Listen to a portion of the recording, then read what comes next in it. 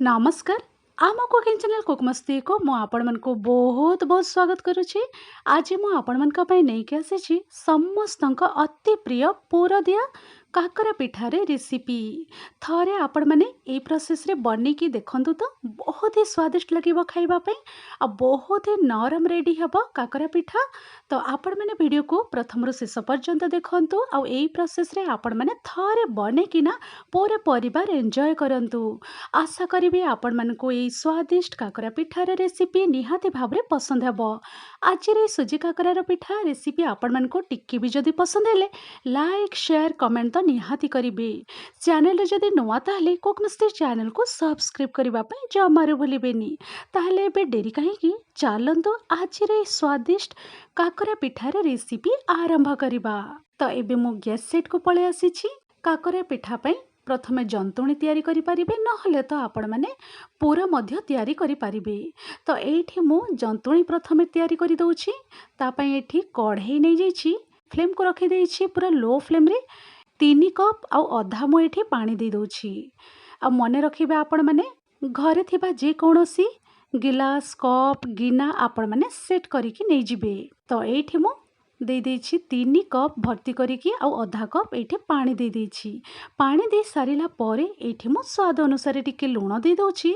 ता सहित चीनी मध्य टिके दे दउछि 5 रु 6 चमच पाखा पाखी।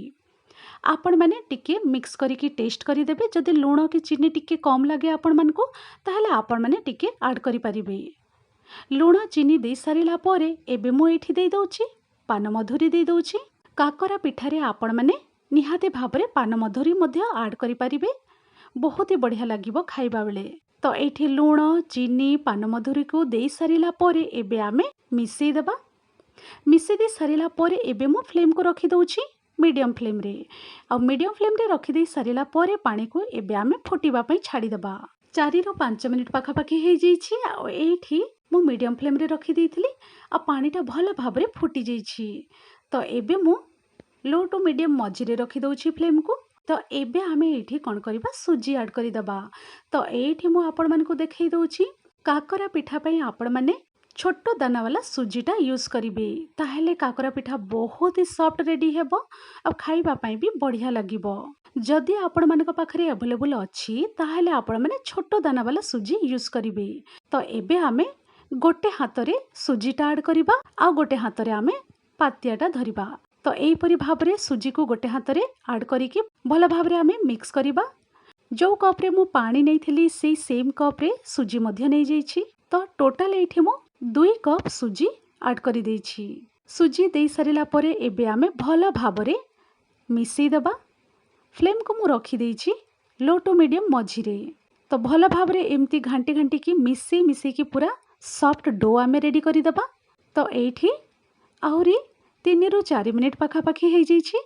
आ सुजी मध्य भल भाबरे सिझी जाइछि।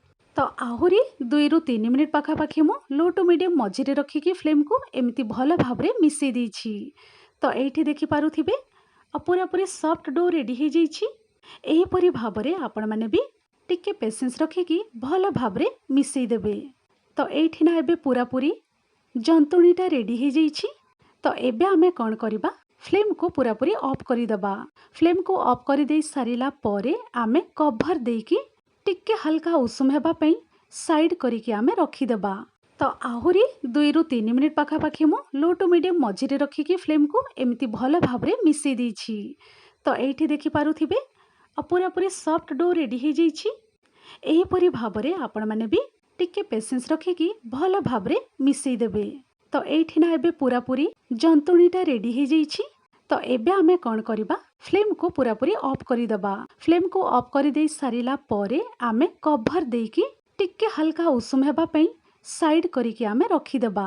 ता भीतरे एबे आमे काकरा पिठा पई बहुत ही स्वादिया पूरटा आमे रेडी करि दबा। काकरा पिठा पई पूरा तैयारी करिबा पई एठी मु गैस सेट को पळे आसीछि। कढ़ई रखि देइछि। कढ़ई रे एबे मु देई दउछि एठी नडिया कोरा। नडिया को तार ऊपर लेयरटा मु भल भाबरे तार चोपाटा बाहर करि देइछि। बाहर करि दे सारिला परे गोटे ग्रेटर सहाय्य रे मु ग्रेट करिकि नै जाइथिली। आपण माने ग्राइंडर जार भी भर्ती करिकि टिके ग्राइंड करिकि भी नै परिबे। ତ ଏଇଠି ନଡ଼ିଆ କୋରାଟା ମୁଁ ଦେଇ ସାରିଲା ପରେ ଏବେ ମୁଁ ଫ୍ଲେମ୍ଟା ଅନ୍ କରିଦେଉଛି। ଫ୍ଲେମ୍କୁ ଅନ୍ କରିକି ଲୋ ଟୁ ମିଡ଼ିୟମ୍ ମଝିରେ ମୁଁ ରଖିଦେଉଛି। ନଡ଼ିଆ ଦେଇ ସାରିଲା ପରେ ଏବେ ଆମେ ଟିକେ ଭାଜିଦେବା 2ରୁ 3 ମିନିଟ୍ ପାଖାପାଖି। ନଡ଼ିଆଟା ହାଲକାରେ ଟିକେ ଭାଜି ହେଇସାରିଲା ପରେ ଏବେ ଆମେ ବାକି ଜିନିଷ ସବୁ ଆଡ୍ କରିବା। ନଡ଼ିଆ 2ରୁ 3 ମିନିଟ୍ ଭାଜି ହେଇସାରିଲା ପରେ ଏବେ ମୁଁ ଏଇଠି ଦେଇଦେଉଛି ବାସ୍ନା ପାଇଁ ଅଳେଇଚକୁ ଟିକେ କୁଟିକି ମୁଁ ଦେଇଦେଉଛି। ବହୁତ ହି ବଢ଼ିଆ ବାସ୍ନା ଆସିବ। ନହେଲେ ତ ଆପଣମାନେ ଅଳେଇଚ ଗୁଣ୍ଡ ମଧ୍ୟ ଦେଇପାରିବେ, ନହେଲେ ଫ୍ରେଶ୍ ଅଳେଇଚକୁ ଏମିତି ଟିକେ ଛେଚି ଦେଇକି ଆପଣମାନେ ଦେଇପାରିବେ। ବହୁତ ହି ବଢ଼ିଆ ବାସ୍ନା ଆସିବ। ତା ସହିତ ଏଠି ଗୋଲମରିଚ ଗୁଣ୍ଡ ମଧ୍ୟ ଟିକେ ଦେଇଦେଉଛି। ପାନମଧୁର ମଧ୍ୟ ଟିକେ ଆଡ୍ କରିଦେଉଛି। ପୁରରେ ଆପଣମାନେ ପାନମଧୁର ବି ଟିକେ ଆଡ୍ କରିବେ, ଖାଇବା ପାଇଁ ବହୁତ ହି ଟେଷ୍ଟି ଲାଗିବ। ଏତିକି ଜିନିଷ ଦେଇ ସାରିଲା ପରେ ଏବେ ଆମେ ନଡ଼ିଆ ସହିତ ଭଲ ଭାବରେ ମିଶେଇ ଦେବା। ମିଶେଇ ଦେଇ ସାରିଲା ପରେ ଏବେ ମୁଁ ଏଇଠି ଦେଇଦେଉଛି ଗୁଡ଼। ଅଧ କପ୍ ପାଖାପାଖି ମୁଁ ଗୁଡ଼ ଦେଇଦେଉଛି। ନଡ଼ିଆ ପୁରଟା ଆପଣମାନେ ଗୁଡ଼ରେ ତିଆରି କଲେ ତାର ଟେଷ୍ଟ ବହୁତ ହି ବଢ଼ିଆ ଆସିବ। ନହେଲେ ତ ଆପଣମାନେ ଚିନି ମଧ୍ୟ ଆଡ୍ କରିପାରିବେ। ଗୁଡ଼ ଦେଇ ସାରିଲା ପରେ ଏବେ ଆମେ ଆଉ ଥରେ ଭଲ ଭାବରେ ମିଶେଇ ଦେବା। ଗୁଡ଼ ସହିତ ଆମେ ଭଲ ଭାବରେ ନଡ଼ିଆକୁ ଭାଜିଦେବା। ଆଉ ମନେ ରଖିବେ ଫ୍ଲେମ୍କୁ ଏଇଠି ମୁଁ ରଖିଦେଇଛି ଲୋ ଟୁ ମିଡ଼ିୟମ୍ ମଝିରେ। ତ ଏଇଠି ଆହୁରି 3ରୁ 4 ମିନିଟ୍ ପାଖାପାଖି ହେଇଯାଇଛି। ଆଉ ଗୁଡ଼ ମଧ୍ୟ ମେଲ୍ଟ ହେଇଯାଇଛି। ଆଉ ନଡ଼ିଆ ସହିତ ଭଲ ଭାବରେ ଭାଜି ହେଇଯାଇଛି ଦେଖିପାରୁଥିବେ। ଆଉ କଲର୍ ବହୁତ ହି ବଢ଼ିଆ ଦେଖାଯାଉଛି। ଆଉ ଏଇଠି ବହୁତ ହି ସୁଆଦିଆ ନଡ଼ିଆ ପୁରଟା ରେଡ଼ି ହେଇଯାଇଛି। ତ ଏବେ ନା ପୁରାପୁରି ନଡ଼ିଆ ପୁର ମଧ୍ୟ ରେଡ଼ି ହେଇଯାଇଛି। ଫ୍ଲେମ୍ଟା ଆମେ ଅଫ୍ କରିଦେବା। ଆଉ ଏଇ ନଡ଼ିଆ ପୁରକୁ ଗୋଟେ ପ୍ଲେଟ୍ରେ ଆମେ ବାହାର କରିକି ସାଇଡ୍ କରିକି ରଖିଦେବା। ତ ଏଇ ସାଇଡ୍ରେ ମୁଁ ଆପଣମାନଙ୍କୁ ଏଇଠି ଦେଖେଇ ଦେଉଛି କଭର୍ ଖୋଲିକି। ଆଉ ଜନ୍ତୁଣି ମଧ୍ୟ ହାଲକାରେ ଉଷୁମ ହେଇଯାଇଛି। ତ ଏବେ ଆମେ କ'ଣ କରିବା, ଏଇ ଜନ୍ତୁଣିକୁ ଆଉ ଟିକେ ସଫ୍ଟ ଡୋ ଆମେ ରେଡ଼ି କରିଦେବା। ଭଲ ଭାବରେ ଚକଟି ଦେବା। ତା ପାଇଁ କ'ଣ କରିବା, ହାତରେ ଟିକେ ଆମେ ପାଣି ଧରିଦେବା। ଟିକେ ହାତକୁ ଆପଣମାନେ ଓଦା କରିଦେବେ। ଓଦା କରିକି ଆପଣମାନେ ଫାଷ୍ଟ ଭଲ ଭାବରେ ଜନ୍ତୁଣିକୁ ଚକଟି ଦେବେ। ତ ଏହିପରି ଭାବରେ ମୁଁ ଭଲ ଭାବରେ ଚକଟି ନେଉଛି। ଏମିତି ଟିକେ ଓଦା ହାତ ହେଇକି ଚକଟି ଦେଲି ଦେଖିପାରୁଥିବେ। ଆଉ ସଫ୍ଟ ହେଇକି ରେଡ଼ି ହେଇଯାଇଛି। ଏବେ ମୁଁ କ'ଣ କରିବି, ହାତରେ ଟିକେ ତେଲ ଦେଇକି, ନହେଲେ ତ ଆପଣମାନେ ଘିଅ ମଧ୍ୟ ଟିକେ ନେଇପାରିବେ। ଘିଅ ହାତରେ ନହେଲେ ତେଲ ଟିକେ ଲଗେଇକି ଆଉ ଟିକେ ଆମେ ଭଲ ଭାବରେ ସଫ୍ଟ ଡୋ କରିକି ଆମେ ରେଡ଼ି କରିଦେବା। ତ ଏଇଠି ଦେଖିପାରୁଥିବେ ଭଲ ଭାବରେ ମୁଁ ଜନ୍ତୁଣିକୁ ଚକଟି ନେଇଛି। ଆଉ ପୁରାପୁରି ସଫ୍ଟ ହେଇଯାଇଛି। ଏହିପରି ଭାବରେ ଚିକ୍କଣ କରିକି ଆପଣମାନେ ଚକଟି ନେବେ। ଜନ୍ତୁଣିକୁ ଏଇଠି ମୁଁ ଚକଟିକି ପୁରା ସଫ୍ଟ ଡୋ ରେଡ଼ି କରିଦେଇଛି। ପୁରାପୁରି ରେଡ଼ି ହେଇଯାଇଛି। ଆଉ ଏଇ ସାଇଡ୍ରେ ମୁଁ ଆପଣମାନଙ୍କୁ ଦେଖେଇ ଦେଉଛି ନଡ଼ିଆ ପୁର ମଧ୍ୟ ଥଣ୍ଡା ହେଇଯାଇଛି। ତ ଏବେ ଆମେ କ'ଣ କରିବା, ଡେରି ନ କରିକି ପିଠା ତିଆରି କରିବା ପ୍ରୋସେସକୁ ଏବେ ଆମେ ଆରମ୍ଭ କରିବା। ତ ଯେଉଁ ସେପ୍ରେ ଆପଣମାନେ କାକରା ପିଠା ତିଆରି କରୁଛନ୍ତି, ଯେଉଁ ସାଇଜ୍ର, ସେ ସାଇଜ୍ରେ ଆପଣମାନେ ସୁଜିଟା ନେଇପାରିବେ। ତ ଏଇଠି ଦେଖିପାରୁଥିବେ ଏମିତି ଗୋଲ କରିକି ମୁଁ ଟିକେ ନେଇଯାଇଛି। ଆଉ ହାତ ସାଇଜ୍ରେ ଟିକେ ଆମେ ହାତରେ ଟିକେ ପାପୁଲିରେ 2 ପାପୁଲିରେ ତେଲ ଟିକେ ଆମେ ଲଗେଇଦେବା। ନହେଲେ ତ ଘିଅ ମଧ୍ୟ ଆପଣମାନେ ନେଇପାରିବେ। ନହେଲେ ତ ଆପଣମାନେ ପାଣି ବି ହାଲକାରେ ଟିକେ ଓଦା ହାତ କରିକି ବି ଆପଣମାନେ ନେଇପାରିବେ। ଏମିତି ଗୋଲ କରି ସାରିଲା ପରେ ଟିକେ ହାତରେ ପ୍ରେସ୍ କରିକି ଟିକେ ଏମିତି ସାଇଜ୍ କରିଦେବେ। ଏମିତି ବୁଲେଇ ବୁଲେଇକି ଟିକେ ଏମିତି ଜାଗା କରିବେ ଯେମିତିକି ଆମେ ପୁରଟା ଏଇଠି ଦେଇପାରିବା। ତ ଏହିପରି ଭାବରେ ଆପଣମାନେ ବି ରେଡ଼ି କରିବେ। ତ ଏବେ ମୁଁ କ'ଣ କରିବି, ପୁର ଏଇଠି ଦେଇଦେବି। ପୁର ଆପଣମାନେ ଆପଣଙ୍କର ପସନ୍ଦ ହିସାବରେ କମ୍ ବେଶୀ କରିକି ନେଇପାରିବେ। ନଡ଼ିଆ ପୁର ଦେଇ ସାରିଲା ପରେ ଏବେ ଆମେ ଚାରିଆଡ଼ୁ ଭଲ ଭାବରେ ସିଲ୍ କରିଦେବା। ତ ଏମିତି ହାଲକାରେ ଟିକେ ରାଉଣ୍ଡ ସେପ୍ ଦେଇକି ଆପଣମାନେ ସେପ୍ଟା ଦେଇଦେବେ। ତ ଏଇଠି ଦେଖିପାରୁଥିବେ ଗୋଟେ କାକରା ପିଠାଟା ରେଡ଼ି ହେଇଯାଇଛି। ଏମିତି ସେପ୍ ଦେଇକି ମୁଁ ରେଡ଼ି କରିଦେଇଛି। ଏମିତି ସେମ୍ ପ୍ରୋସେସ୍ରେ ସବୁ କାକରା ପିଠା ଆମେ ସେପ୍ ଦେଇକି ରେଡ଼ି କରିଦେବା। ତ ଏଇଠି ମୁଁ ପ୍ଲେଟ୍ରେ ଆପଣମାନଙ୍କୁ ଦେଖେଇ ଦେଉଛି। ଏହିପରି ଭାବରେ ମୁଁ କାକରା ପିଠା ସବୁ ସେପ୍ ଦେଇକି ରେଡ଼ି କରିଦେଇଛି। ଆଉ ଗୋଟେ ପ୍ଲେଟ୍ରେ ଏଇଠି ମୁଁ ରଖିକି ଆପଣମାନଙ୍କୁ ଦେଖେଇ ଦେଉଛି। ଏହିପରି ଭାବରେ ଆପଣମାନେ ଚିକ୍କଣ କରିକି ସବୁ ପୁର ଦେଇକି ଏମିତି ସେପ୍ କରିକି ରେଡ଼ି କରିଦେବେ। ତ ପୁରାପୁରି ଏବେ ରେଡ଼ି ହେଇଯାଇଛି। ଏବେ ଆମେ କ'ଣ କରିବା, ଛାଣିବା ପ୍ରୋସେସକୁ ଆରମ୍ଭ କରିବା। ତ ଏବେ ମୁଁ ଗ୍ୟାସ୍ ସେଟ୍କୁ ଯାଉଛି। ତ ଏଇଠି ଏବେ ମୁଁ ଗ୍ୟାସ୍ ସେଟ୍କୁ ପଳେଇ ଆସିଛି। ତେଲ କଢ଼େଇ ଗରମ ହେବା ପାଇଁ ରଖିଦେଇଥିଲି ଆଗରୁ। ଫ୍ଲେମ୍କୁ ରଖିଦେଇଥିଲି ଲୋ ଟୁ ମିଡ଼ିୟମ୍ ମଝିରେ। ହାଇ ଫ୍ଲେମ୍ରେ ବିଲକୁଲ ବି ଗରମ କରିବେନି ତେଲକୁ। ଲୋ ଟୁ ମିଡ଼ିୟମ୍ ମଝିରେ ରଖିଦେବେ ଫ୍ଲେମ୍କୁ। ଆଉ ତେଲକୁ ଗରମ କରିବେ। ତ ଏଇଠି ପୁରାପୁରି ଭଲ ଭାବରେ ଗରମ ହେଇଯାଇଛି ତେଲ।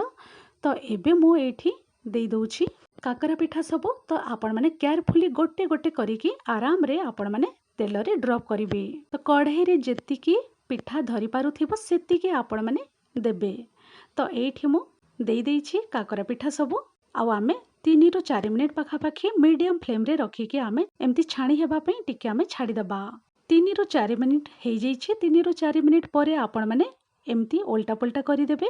ଗୋଟେ ସାଇଡ଼୍ରୁ ଦେଖିପାରୁଥିବେ ହାଲକା ହାଲକାରେ ଟିକେ କଲର୍ଟା ଚେଞ୍ଜ ହେଇଯାଇଛି, ତ ଆପଣମାନେ ଓଲଟେଇ ଦେବେ। ଓଲଟେଇକି ଆଉ ଟିକେ ଆପଣମାନେ ଏମିତି ତେଲରେ ଛାଣି ହେବା ପାଇଁ ଛାଡ଼ିଦେବେ। 4 ରୁ 5 ମିନିଟ୍ ହେଇଯାଇଛି। ଆଉ କାକରା ପିଠାର କଲର୍ଟା ବି ବହୁତ ହି ସୁନ୍ଦର ଆସିଛି। କଲର୍ଟା ପୁରାପୁରି ଚେଞ୍ଜ ହେଇଯାଇଛି, ଦେଖିପାରୁଥିବେ ଆପଣମାନେ। ଏହିପରି ଭାବରେ ଲାଇଟ୍ ଗୋଲ୍ଡେନ୍ ବ୍ରାଉନ୍ ହେବା ପର୍ଯ୍ୟନ୍ତ ଆପଣମାନେ କାକରା ପିଠାକୁ ଛାଣିଦେବେ। ତ ଖାଇବା ପାଇଁ ବି ବହୁତ ହି ସ୍ୱାଦିଷ୍ଟ ଲାଗିବ। ତ ଏଇଠି ଦେଖିପାରୁଥିବେ ଆପଣମାନେ, ପାଖରୁ ମୁଁ ଆପଣମାନଙ୍କୁ ଦେଖେଇ ଦେଉଛି। ଆଉ ବହୁତ ହି ସୁନ୍ଦର ଆଉ ବହୁତ ହି ସଫ୍ଟ କାକରା ପିଠା ରେଡ଼ି ହେଇଯାଇଛି। ଆଉ ଖାଇବା ପାଇଁ ବି ବହୁତ ହି ସ୍ୱାଦିଷ୍ଟ। ଆଉ ଏଇଠି ଗୋଟେ ବ୍ୟାଚ୍ ତ ପୁରାପୁରି ରେଡ଼ି ହେଇଯାଇଛି। ଏବେ ଆମେ ୟାକୁ ବାହାର କରିଦେବା। ଆଉ ସେମ୍ ପ୍ରୋସେସ୍ରେ ଆମେ ସବୁ କାକରା ପିଠା ସବୁ ଏଇ ପ୍ରୋସେସ୍ରେ ଛାଣିକି ଆମେ ରେଡ଼ି କରିଦେବା। ଏହିପରି ଭାବରେ ଲାଇଟ୍ ଗୋଲ୍ଡେନ୍ ବ୍ରାଉନ୍ ହେବା ପର୍ଯ୍ୟନ୍ତ ସବୁ କାକରା ପିଠାକୁ ଏମିତି ଛାଣିଦେବେ। ତ ଏଇଠି ସବୁ କାକରା ପିଠା ମୁଁ ଛାଣିକି ରେଡ଼ି କରିଦେଇଛି। ଆଉ ଏଇଠି ପ୍ଲେଟ୍ରେ ମୁଁ ରଖିଦେଇଛି। ଆଉ ଦେଖିବା ପାଇଁ ଯେତିକି ସୁନ୍ଦର, ଖାଇବା ପାଇଁ ତାଠୁ ଅଧିକ ସ୍ୱାଦିଷ୍ଟ। ଆପଣମାନେ ବି ଏଇ ପ୍ରୋସେସ୍ରେ ଥରେ ବନେଇକିନା ପୁରା ପରିବାର ଏନ୍ଜୟ କରନ୍ତୁ। ପୁରଦିଆ ସ୍ୱାଦିଷ୍ଟ କାକରା ପିଠାର এই ରେସିପି। ନିହାତି ଭାବରେ ଆପଣମାନଙ୍କୁ এই ଭିଡ଼ିଓଟି ପସନ୍ଦ ହେଇଥିବ। ଯଦି ଟିକେ ବି ପସନ୍ଦ ହେଇଥିଲେ এই ରେସିପି, ଆପଣମାନଙ୍କୁ ନିହାତି ଭାବରେ ଲାଇକ୍, ସେୟାର, କମେଣ୍ଟ ତ କରିବେ। ଚ୍ୟାନେଲରେ ଯଦି ନୂଆ ତାହେଲେ କୁକ୍ ମସ୍ତି ଚ୍ୟାନେଲକୁ ସବସ୍କ୍ରାଇବ୍ କରିବା ପାଇଁ ଜମାରୁ ଭୁଲିବେନି। ଭିଡ଼ିଓଟିକୁ ଆପଣମାନେ ପ୍ରଥମରୁ ଶେଷ ପର୍ଯ୍ୟନ୍ତ ଦେଖିଥିବାରୁ ବହୁତ ବହୁତ ଧନ୍ୟବାଦ ଦେଉଛି। ତ ଚାଲନ୍ତୁ ଆପଣମାନେ ବି ସୁଜି କାକରା ପିଠା, ପୁରଦିଆ ସୁଜି କାକରା ପିଠା ତିଆରି କରିକି ପୁରା ପରିବାର ଏନ୍ଜୟ କରନ୍ତୁ। ମୁଁ ରହୁଛି ପୁଣି ଏମିତି ଇଜି, ଟେଷ୍ଟି, ସୁଆଦିଆ ରେସିପି ନେଇକି ଗୋଟେ ନୂଆ ଭିଡ଼ିଓ, ନୂଆ ରେସିପିରେ ପୁଣି ଥରେ ମୁଁ ଫେରିବି ଆପଣମାନଙ୍କ ପାଖକୁ। Thanks for watching. Bye bye, take care.